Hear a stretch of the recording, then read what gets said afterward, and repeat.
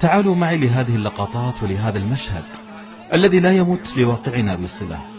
هذه جمعية خيرية توزع الطعام على بعض الفقراء في إحدى الدول الإفريقية.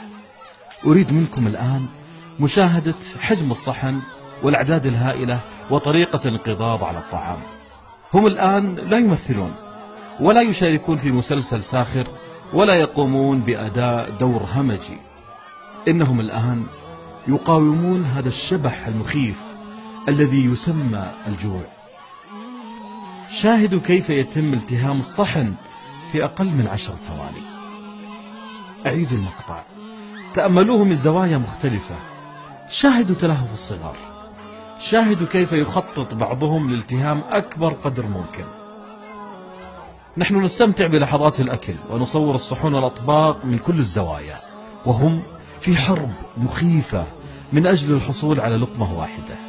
فيا رب لك الحمد على نعمتك وفضلك وعطائك، يا رب اجعلنا من عبادك الشاكرين.